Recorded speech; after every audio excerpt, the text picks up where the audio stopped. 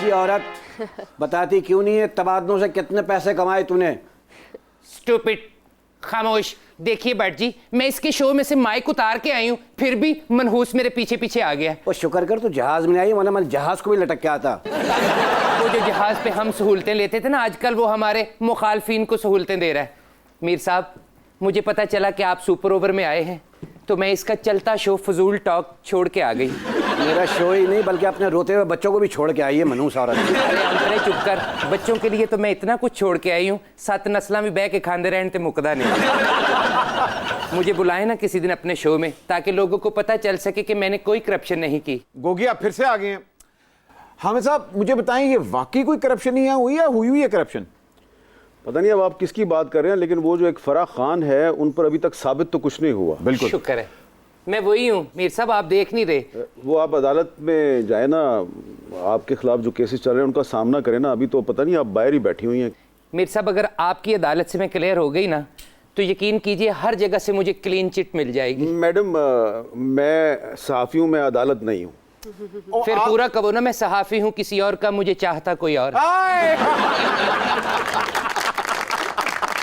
आप क्यों अदालत से भाग रही हैं? अदालत में क्यों नहीं आती आप? मैं उदो तक भज जाएंगी जदों तक खलियां ना पैक जाए। मेरा मतलब है कि जब तक मुझ पे सारे केस खत्म ना हो गए और लोगों को ये पता ना चल गया कि मैंने कोई करप्शन नहीं की। वाह, दोस्ती पीटीआई से, हरकतें नून लीग वाली। सर वापस क्यों नहीं आती? बे अंतरिया, मेरा इलाज चलन दिया, मैं ता नहीं आना, नहीं आना मैं। अच्छा, ये जितने भी इलाज कराने बाहर जाते हैं ना, इनको शिफा पाकिस्तान में ही मिलेगा। मीर साहब, तुम जिस शख्स पे कालम लिखो उसका रूप अमर। मुझ पे भी कालम लिखिए, अपने कालम में थोड़ी सी जगह दे दीजिए, यकीन कीजिए कोने में पड़ी रहूंगी, आपको डिस्टर्ब भी नहीं करूंगी। पहले आप पाकिस्तान आगे अदालत का सामना करें। मीर साहब, आपकी मेहरबानी, मेरा इमेज मीडिया में बेहतर कर दीजिए। अगर आपने इनकार किया तो मैं बादशाह को ज्वाइनिंग दे दूंगी और 7 से 8 शो करूंगी, जिसका नाम होगा खामद मीर के साथ। अच्छा मैडम, बात यह है कि जो सहाफ़ी होते हैं ना, उनका काम इमेज बिल्डिंग नहीं होता, उनका काम फैक्ट्स लिखना होता है। और अगर आपने इमेज बिल्डिंग के लिए कोई लॉबिंग फर्म हायर करनी है तो आप पीटीआई से रब्ता करें।